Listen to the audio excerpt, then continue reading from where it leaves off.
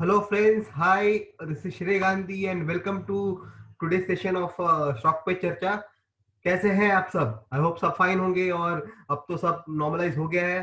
सब अपने अपने काम पे सब पूरा सब खुल गया है, तो सब अपने अपने काम पे वगैरह जा रहे होंगे अच्छे से। बस प्रिकॉशन जरूर लीजिए, केयर जरूर लीजिए। अभी भी कोविड खत्म नहीं हुआ है, थोड़ा सा है। सो बाकी तो आज हम जो ये वीडियो कर रहे हैं स्पेसिफिकली, आप सबको पता है कल एक बहुत बड़ा इवेंट है, कल बजट है। तो बेसिकली बजट के रिलेटेड क्या एक्सपेक्टेशंस है, क्या एक्सपेक्टेशंस होनी चाहिए और कौन से सेक्टर्स को ज्यादा करके गवर्नमेंट फेवर करेगी, उसे उसमें से कौन से स्टॉक्स को ज्यादा प्रेफरेंस मिल सकता है या कौन से स्टॉक्स को बेनिफिट हो सकता है उससे, उसके रिगार्डिंग हम आज डिस्कशन करेंगे। बट ये डिस्कशन शुरू करने से पहले अगर अभी तक आपने हमारे यूट्यूब चैनल को लाइक और सब्सक्राइब नहीं किया तो प्लीज कर लीजिए। और टेलीग्राम सर्विसेज और फेसबुक पर अगर आप जुड़ना चाहते हैं तो लिंक सब डिस्क्रिप्शन में होगी। और आप हमारी कोई भी पेड सर्विसेज भी लेना चाहें तो उसके भी डिटेल सारे डिस्क्रिप्शन में है। तो उसके उसमें आप देख सकते हैं, आप मुझे कांटेक्ट कर सकते हैं, मेरा नंबर और ईमेल आईडी दोनों डिस्क्रिप्शन में दिया हुआ है। तो डिस्कशन शुरू करते हैं। तो सबसे पहले तो जैसे इस बार का बजट है, जैसे ही फाइनेंस मिनिस्टर ने पहले ही बोल दिया है कि ये 100 ईयर्स का सबसे बेस्ट बजट होगा, तो इतनी सारी ज्यादा हाइप क्रिएट हो गई है बजट के रिलेटेड, इतनी ज्यादा एक्सपेक्टेशन बढ़ गई है कि you know it is going to be very difficult actually कि बजट के एक्सपेक्टेशंस के ऊपर बजट पूरी तरह से खरा उतरे। ठीक है, बहुत डिफिकल्ट होने वाला है क्योंकि हमेशा ऐसे ही होता है कि बजट के रिगार्डिंग हाइप बहुत क्रिएट कर दी जाती है। तो बजट के रिगार्डिंग हाइप हो गई है, तो ऐसे है। और बिकॉज ये कोविड के बाद का पहला साल होगा, तो गवर्नमेंट के लिए भी बहुत चैलेंजिंग टाइम होगा कि किस तरह का वो बजट प्रेजेंट करते हैं। बट कुछ पॉइंटर्स है विच आई फील कि इसको फायदा हो सकता है, और गवर्नमेंट इस पे फोकस कर सकती है। तो सबसे पहले मैं बोलूं तो भले ही ये कोविड चैलेंजिंग बजट होगा गवर्नमेंट के लिए, बट इसमें एक सिल्वर लाइनिंग जरूर होगी कि क्या होगा कि जो फिजिकल डेफिसिट होता है, मतलब नॉर्मली जो फिजिकल डेफिसिट बोलते हैं, इसका जब खर्चा गवर्नमेंट का खर्चा और इनकम, उसका जो डिफरेंस होता है वो उसको फिजिकल डेफिसिट बोलते हैं। तो नॉर्मली हर कंट्री में, यूएस ले लो, कुछ ही कंट्रीज को छोड़ के हर हर टाइम ऐसे ही होता है कि खर्च ज्यादा होता है और इनकम कम होती है, तो वो जो डिफरेंस होता है उसको फिजिकल डेफिसिट बोलते हैं। और जब फिजिकल डेफिसिट बहुत बढ़ जाता है तो नॉर्मली एक थोड़ा सा रिस्क रहता है कि कोई बड़ी बड़ी जो रेटिंग एजेंसीज है वो इंडिया को कहीं डाउनग्रेड ना कर दे। बट इस बार एक सिल्वर लाइनिंग रहेगी बजट में, क्योंकि अगर फिजिकल डेफिसिट थोड़ा बढ़ भी गया तो क्या हो जाएगा कि मतलब जो रेटिंग एजेंसीज वगैरह है या people will not focus much on physical deficit. सबको पता है कि कोविड के बाद का पहला साल है, तो गवर्नमेंट का खर्चा बहुत ऐसे भी बढ़ गया है, तो फिजिकल डेफिसिट तो थोड़ा बड़ा आने ही वाला है। तो इस बार ये जो लीवर थोड़ा सा मिलेगा गवर्नमेंट को, उसमें गवर्नमेंट उसको यूटिलाइज करके अच्छे सेक्टर्स में मतलब स्पेंडिंग करके, तो they can spend their money on the sectors for जहाँ पे स्पेसिफिकली जहाँ पे बहुत इफेक्ट हुआ है वहां पे वो अपनी मनी स्पेंड करके थोड़ा सा इसको हेल्प कर सकते हैं उन सेक्टर्स को। और तो फिजिकल डेफिसिट पे इतना ज्यादा फोकस इस पे नहीं रहेगा, तो ये एक थोड़ा सा एडवांटेज होगा गवर्नमेंट के लिए। बट वो भी इंपॉर्टेंट है कि गवर्नमेंट कहाँ पे खर्चा करती है, क्योंकि जब रेटिंग एजेंसी देखते हैं तो ओके फिजिकल डेफिसिट बड़ा है, बट आपका खर्चा कहाँ हो रहा है? कहीं ऐसा तो नहीं हो रहा कि आप डायरेक्टली जैसे लोगों के हाथ में ही इनकम दे रहे हैं, जैसे मनरेगा में कुछ कर दिया, एग्रीकल्चर सेक्टर में कर दिया, फार्मर डायरेक्टली उनके हाथ में इनकम आ गई। ऐसे कर रहे हैं कि कैपिटल एक्सपेंडिचर कर रहे हैं, क्योंकि कैपिटल एक्सपेंडिचर होता है तो उसका मल्टीप्लायर इफेक्ट होता है इकोनॉमिक पे और जीडीपी पे। तो मोस्टली सबको कैपिटल एक्सपेंडिचर ज्यादा अच्छा लगता है, क्योंकि वहां पे अगर आप खर्चा करो तो उसका मल्टीप्लायर इफेक्ट होगा, एम्प्लॉयमेंट जनरेशन होगी। तो काफी, क्योंकि तो उसपे उससे काफी फायदा होगा। तो लोग अगर रेटिंग एजेंसीज वगैरह देखते भी है तो वो देखते हैं कि अगर चलो फिजिकल डेफिसिट बड़ा है बट गवर्नमेंट ने खर्चा कहाँ किया है। तो इस बार का मेन फोकस मेरे हिसाब से रहेगा कि गवर्नमेंट का रहेगा कि एम्प्लॉयमेंट जनरेशन की तरफ फोकस रहेगा, क्योंकि अभी इलेक्शन कोई पास नहीं है, तो ऐसा तो नहीं है कि गवर्नमेंट को कुछ वोटिंग की जरूरत है कि चलो उन्होंने लोगों के हाथ में ज्यादा इनकम दे दी, फार्मर्स वगैरह के हाथ में, और उनको वोट्स मिल गए। तो अब अभी जो बजट होगा वो होगा कि आपको 2 या 3 साल में जिसके बेनिफिट मिलेंगे। तो government will work more towards employment generation, उस सेक्टर में जहां लेबर ज्यादा लगता है, जहाँ पे लेबर इंटेंसिव सेक्टर्स होंगे, वहां पे लोग गवर्नमेंट ज्यादा फोकस करेगी। तो बेसिकली जो कुछ कुछ सेक्टर्स जो होंगे वो होंगे कि इंफ्रास्ट्रक्चर पे कर लिया, कैपिटल गुड्स पे कर लिया, इंफ्रास्ट्रक्चर पे कर लिया, कैपिटल गुड्स सेक्टर पे कर लिया, उस सेक्टर्स पे गवर्नमेंट का फोकस रहेगा, ताकि वहां पे ज्यादा करके लोगों को एम्प्लॉयमेंट भी मिले। रियल एस्टेट सेक्टर है, उस वहां पे बहुत सारे लोगों को एम्प्लॉयमेंट मिलती है, तो वहां पे फोकस होगा, तो वहां पे गवर्नमेंट करेंगी, तो उनको लोगों को भी एम्प्लॉयमेंट मिलेगी और सेक्टर्स को भी ज्यादा बूस्ट मिलेगा। तो सबसे पहला तो इनका फोकस वही रहेगा कि ये सेक्टर्स के ऊपर गवर्नमेंट काम करेगी। दूसरा उनका गवर्नमेंट का फोकस रहेगा कि मैक्सिमम बोलते हैं ना कि मैक्सिमम पैसा इसके लिए गवर्नमेंट के लिए कैसे लाया जाए मैक्सिमम। तो government will more work on disinvestment programme. Disinvestment, जहाँ पब्लिक सेक्टर का एंटरप्राइज उनको डिसइन्वेस्टमेंट करने के लिए गवर्नमेंट काफी सोचेगी, ताकि उनको भी गवर्नमेंट को भी तिजोरी भरे और उनका भी पैसा आए। तो वहां पे फोकस रहेगा। तो जैसे बात चल ही रही है कि बीपीसीएल हो गया, कुछ स्टॉक्स जैसे मैं आपको बोलूं, बीपीसीएल हो गया, कंटेनर कॉर्पोरेशन, शिपिंग कॉर्पोरेशन हो गया, एलआईसी हो गया, वहां पे डिसइन्वेस्टमेंट की बात चल रही है, तो गवर्नमेंट का फोकस वहां रहेगा कि वहां पे तो इन सेक्टर्स में थोड़ा सा, और इन स्टॉक्स में बीपीसीएल वगैरह स्टॉक्स में थोड़ा सा ट्रैक्शन रह सकता है और लाइमलाइट फोकस में रह सकते हैं।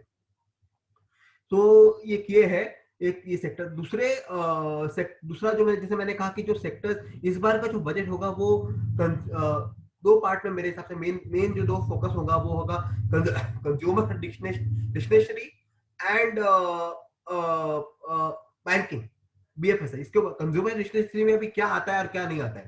कंज्यूमर डिस्क्रिशनरी में एफएमसीजी प्रोडक्ट्स नहीं आते, ठीक है। वो सब एफएमसीजी रेगुलर वर्सेस नहीं आते, तो क्या आता है इसमें कंज्यूमर स्टेशनरी में, जैसे आ गया ऑटो, आ गया कैपिटल गुड्स, आ गए, ठीक है, कंज्यूमर ड्यूरेबल आइटम्स आ गए, हाउसिंग आ गया, ओके, इंफ्रास्ट्रक्चर आ गया। तो ये सारे जो हो गया, वो हो गया आपका कंज्यूमर डिक्शनरी। मतलब जो रोजमर्रा की नहीं है, बट इसमें क्यों फोकस रहेगा गवर्नमेंट का, और इसके ऊपर क्यों करेंगे, क्योंकि सबसे पहले ये सबसे ज्यादा सेक्टर्स कोविड में इफेक्ट हुए थे। और लास्ट ईयर जब कोविड था, तो किसी में भी यहाँ पे किसी ने कोई परचेज नहीं की थी यहाँ पे, तो एक पेंट अप डिमांड रहेगी, एक पेंट अप डिमांड जरूर रहेगी। तो और दूसरा क्या होगा कि जब क्वार्टर वन के रिजल्ट आएंगे ना, तो ये सारे सेक्टर्स कंपनीज के जब रिजल्ट आएंगे तो बहुत अच्छा लगेगा, क्योंकि last year on year comparison होता है हमेशा। तो लास्ट ईयर के क्वार्टर वन का रिजल्ट तो बहुत खराब है, तो इस बार की जो रिजल्ट आएंगे वो काफी अच्छा आएंगे। तो दो रीजन है जिसके कारण ये सेक्टर्स में काफी ट्रैक्शन रह सकता है। तो ये सेक्टर्स के जो कुछ इंपॉर्टेंट पिक्स है जो मुझे लगता है कि काफी रह सकते हैं, तो वो है कंज्यूमर ड्यूरेबल्स में जो अच्छा एक स्टॉक लगता है, मुझे लगता है कि वोल्टा से काफी अच्छा स्टॉक है, ठीक है। वर्लपूल एक बहुत अच्छा स्टॉक है, वो वर्लपूल और कंज्यूमर ड्यूरेबल्स में। साथ में अगर आप ऑटो की बात करें, तो एज यूजुअल टू व्हीलर्स उसमें काफी डिमांड रह सकती है, तो बजाज ऑटो है या हीरो मोटोकॉर्प है, यहाँ पे डिमांड होगी काफी। और auto auto auto auto ancillaries में बात करें, तो टायर इंडस्ट्री में लाइक जेके टायर हो गया, या अपोलो टायर्स हो गए, या these are the stocks which are going to be in focus auto में। बाकी अगर हम हाउसिंग और रियल एस्टेट और इंफ्रास्ट्रक्चर की बात करें, तो इसमें तो जब हाउसिंग रियल एस्टेट की बात करें, तो इसमें उसके साथ इतने सारे सेक्टर्स और है जहाँ जो जिसको बेनिफिट होता है। जैसे अगर आप हाउसिंग की बात करें, तो उसमें ओवरऑल रियलिटी हो गया, डीएलएफ हो गया स्टॉक, या फिर उसके, बिकॉज हाउसिंग में डिमांड बढ़ेगी, तो साथ ही साथ में सीमेंट, स्टील और पेंट इंडस्ट्री, सिरेमिक्स, ये सब में भी काफी बेनिफिट होगा। तो जो शेयर्स फोकस में रह सकते हैं, जैसे मैंने कंज्यूमर ड्यूरेबल्स में मैंने आपको दो बताया, हाउसिंग में मैं आपको हाउसिंग में मुझे लगता है कि ओवरऑल रियलिटी, ओके, और ओवरऑल रियलिटी और डीएलएफ काफी अच्छे हैं, दो दो स्टॉक्स। और भैया इंफ्रास्ट्रक्चर में तो एलएनटी है, केएनआर कंस्ट्रक्शंस है, ये दो काफी अच्छे हैं। और बाकी अभी जो बाकी सेक्टर्स पेंट वगैरह है, वो पेंट में तो है एशियन पेंट्स है, नेरोलेक, कंसारी नेरोलेक पेंट है, वो भी एक अच्छी कंपनी है पेंट इंडस्ट्री में। तो वो है। और दूसरी सीमेंट में बात करें, तो अल्ट्राटेक हो गया, एसीसी हो गया। तो these are the stocks which are going to be focus. मतलब अब जो ये रैली चलेगी ना, ये इन सब सेक्टर्स के कारण पे ज्यादा फोकस रहेगा और इन सब सेक्टर ज्यादा चलेंगे कंपेयर टू आईटी और एफएमसीजी, जो पहले ही बहुत बढ़ चुके हैं। मतलब आईटी एफएमसीजी तो आईटी हमेशा एवरग्रीन रहेगा, बट क्या हुआ है कि उसके वैल्यूएशंस बहुत बढ़ गए। तो आईटी डिसेंट रिटर्न देगा, बट बहुत ज्यादा returns I don't think so इस साल आईटी या एफएमसीजी सेक्टर ज्यादा दे सकता है, ये मेरे व्यू में है। तो ये सब सेक्टर्स में फोकस रहेगा। साथ ही में गवर्नमेंट का जो एक और फोकस रहेगा वो रहेगा कि एफडीआई बढ़ाया जाए, एफडीआई लिमिट बढ़ाई जाए कुछ सेक्टर्स में। तो जहाँ पे भी अभी नहीं है, जहाँ पे जैसे कि रिटेल हो गया या फिर इंश्योरेंस हो गया, जहाँ पे एफडीआई की लिमिट अभी भी 14% के आसपास है, तो वहां पे बढ़ा, जैसे लास्ट टाइम उन्होंने डिफेंस में किया था। क्योंकि क्या होगा कि जो एंटी चाइना सेंटिमेंट्स क्रिएट हुए हैं, तो बहुत सारे मैन्युफैक्चरिंग फॉरेन कंट्री से जहाँ पे जिनकी मैन्युफैक्चरिंग यूनिट है वो इंडिया की तरफ देख रहे हैं। क्योंकि इंडिया की तरफ इसलिए देख रहे हैं क्योंकि यहाँ पे दो मेन चीजें हैं कि यहाँ पे एबंडेंट लेबर है और लेबर काफी चीप है। जैसे पर कैपिटा इनकम चाइना की बहुत ज्यादा है और हमारी बहुत कम है, तो यहाँ पे उनको अच्छा लेबर और चीप लेबर मिल जाता है।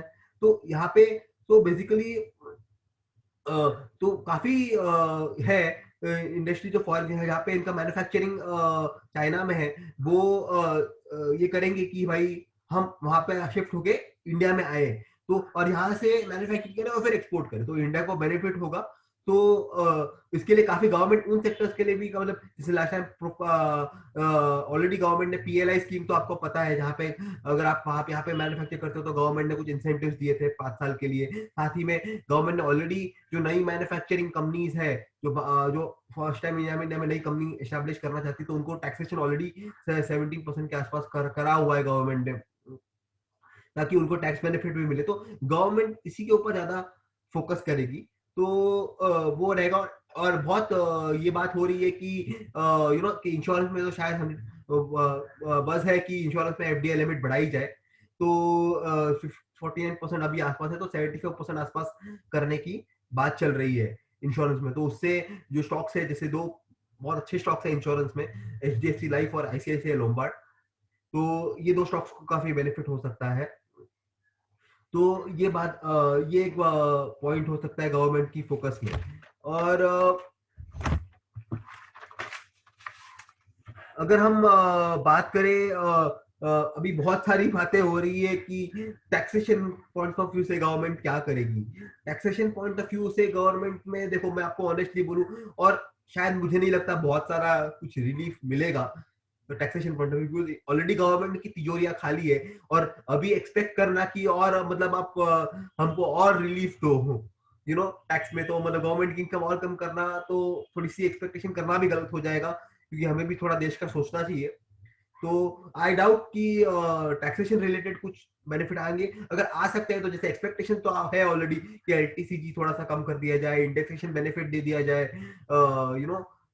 तो ये सब एक्सपेक्टेशंस है। बट आई डाउट थोड़ा सा कुछ ज्यादा टैक्सेशन पॉइंट ऑफ व्यू से होगा। इनफैक्ट बात हो रही है कि कोविड सेस शायद लागू कर दिया जाए, और तो टैक्सेशन शायद थोड़ा सा बढ़ सकता है, बट कम होने का तो मुझे कोई एक्सपेक्टेशंस लगती नहीं है एट प्रेजेंट।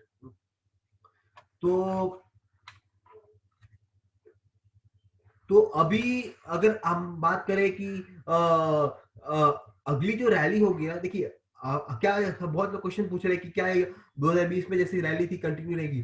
जी हाँ, कंटिन्यू रहेगी, बट अभी जो रैली होगी ना, मतलब लास्ट टाइम जो रैली थी वो एफआई ड्रिवन थी, और उन्होंने क्या किया था कि कुछ सिलेक्टेड स्टॉक्स थे जो उनको, जहाँ डिफेंस स्टॉक, जहाँ पे उनको पता था कि रिजल्ट अच्छे आने वाले हैं, जैसे आईटी हो गया, एफएमसी, वहां पे ज्यादा फोकस था, और उन्होंने ही मार्केट को खींचा। ठीक है, और डीआईएस ने कंटिन्यूअसली सेलिंग की म्यूचुअल फंड, क्योंकि उनको वैल्यूएशंस बहुत हाई लगे थे, तो वहां पे वो सेलिंग कर रहे थे। पर अब जो रैली होगी ना, वो अब रैली होगी कि ब्रॉड बेस्ड रैली होगी। मतलब जो सेक्टर्स नहीं चले हैं वो चलेंगे, जो स्टॉक्स नहीं चले हैं वो चलेंगे, मिड कैप में भी जो स्टॉक्स नहीं चले हैं वो चलेंगे। जो ये सेक्टर, जैसे मैंने आपको बोला, जैसे ये सेक्टर्स के रिलेटेड स्टॉक्स चलेंगे, तो एक ब्रॉड बेस्ड रैली होगी। और जब एफआई अगर आप यहाँ पे सेलिंग कर रहे हैं काफी एग्रेसिवली, तो अब जब और नीचे थोड़ा सा करेक्शन आएगा, तब कि डीआई नीचे आके बाइंग करेंगे, वो डाउन साइड प्रोटेक्ट करेंगे डीआई, तो वहां से वापस थोड़ा सा पिकअप हो सकता है मार्केट। बट अब ब्रॉड बेस्ड रैली होगी और जो सेक्टर्स नहीं चले हैं और स्टॉक्स नहीं चले उसके ऊपर अब ज्यादा फोकस रहेगा गोइंग अहेड। तो बेसिकली यही था एक्सपेक्टेशंस फ्रॉम द बजट, यही कुछ ज्यादा एक्सपेक्टेशंस, यही है सारे एक्सपेक्टेशन ये सब सेक्टर्स के लिए करेंगे गवर्नमेंट। तो होप सो कि जो निर्मला सीतारमन जी ने बोला है कि 100 डेज का बेस्ट बजट होगा, वो होगा तो भी क्या होगा ना कि अगर वो 100 डेज का बेस्ट बजट भी हुआ ना तो भी थोड़ा सा ऊपर में सेलिंग ही आएगी, बिकॉज सेलिंग ही आएगी फिलहाल, अभी थोड़ा सा मार्केट वीक लग रहा है, तो अभी थोड़ी सी सेलिंग और आएगी मेरे हिसाब से। मे भी शायद कल बजट अच्छा है फिर भी थोड़ा मार्केट नीचे रहे, क्योंकि ऑलरेडी इतनी हाइप हो गई है और ऑलरेडी इतना रन अप हो गया है कि थोड़ा सा ऊपर के लेवल में सेलिंग ही आ सकती है। अभी जैसे निफ्टी का मैं बात करूं तो 13,500 का एक मेजर सपोर्ट है, वो तो अगर वहां तक तो आने के फुल चांसेस है अभी, और 100-200 पॉइंट्स की करेक्शन आ सकती है, क्योंकि तो ये जो भी मैंने स्टॉक्स बताए हैं आपको, ठीक है, इसमें मैंने इसीलिए कोई अभी तक टारगेट प्राइस अभी आपको नहीं बताया, क्योंकि ये थोड़ा सा और ये यहाँ पे हम बाय एंड डिप्स की स्ट्रेटेजी अपना सकते हैं, और हमें शॉर्ट टर्म में तो अभी फिलहाल मार्केट थोड़ा सा अच्छा नहीं लग रहा है, कमजोरी लग रहा है मार्केट शॉर्ट टर्म में, बट लॉन्ग टर्म परस्पेक्टिव से 6 मंथ्स के परस्पेक्टिव से ये सारे स्टॉक्स जो मैंने आपको बताए वो अट्रैक्टिव लग रहे हैं।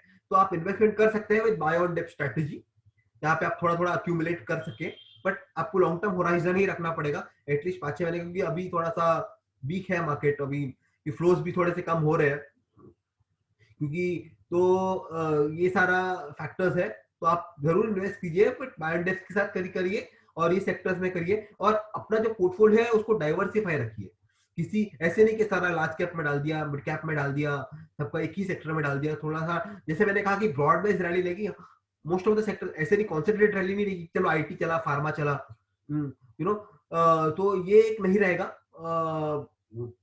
बट ये सेक्टर्स ब्रॉड बेस्ड रहेगा, तो अपने सेक्टर्स में डाइवर्सिफाई कीजिए, लार्ज कैप मिड कैप पे प्रॉपर एलोकेशन कीजिए, और फिर आप इन्वेस्टमेंट कीजिए, तो आपको अच्छे रिटर्न्स भी जरूर मिलेंगे in the long term prospective. तो और और अगर आपको कोई भी हेल्प चाहिए मेरी साइड की कि आपको अपने इन्वेस्टमेंट पोर्टफोलियो मैनेज करने में हेल्प चाहिए, या हमारे स्टॉक रिकमेंडेशन सर्विसेज को आप लेना चाहते हैं, तो आप मुझे बिल्कुल कांटेक्ट कर सकते हैं, नंबर सब डिस्क्रिप्शन में होगा, तो अकॉर्डिंगली फिर आप मुझसे कनेक्ट कर सकते हैं। और अगर आपकी कोई भी क्वेरीज हो जो वीडियो रिलेटेड या any any any anything related, या आप चाहते हो कि मैं एक लाइव वगैरह करूं आपको हेल्प करने के लिए, तो प्लीज कमेंट कीजिए या मुझे मैसेज कर दीजिए व्हाट्सएप पे या मेल कर दीजिए, अकॉर्डिंगली फिर मैं अकॉर्डिंगली मैं वीडियोस ला सकूं और आपको बेनिफिट हो उसके रिगार्डिंग। और आप भी कोई चाहते हैं कि मैं कोई पर्टिकुलर टॉपिक पे वीडियो करूं, तो प्लीज मुझे बताइए कमेंट करके, तो मुझे आइडिया आएंगे कि भाई कहाँ पे उन लोगों को चाहिए वीडियोस, तो मैं उस तरह के वीडियोस जरूर लाऊंगा आपके लिए।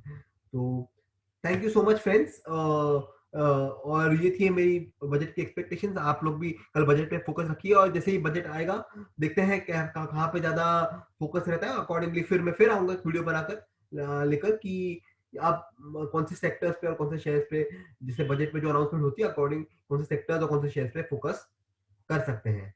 तो thank you friends, have a nice day.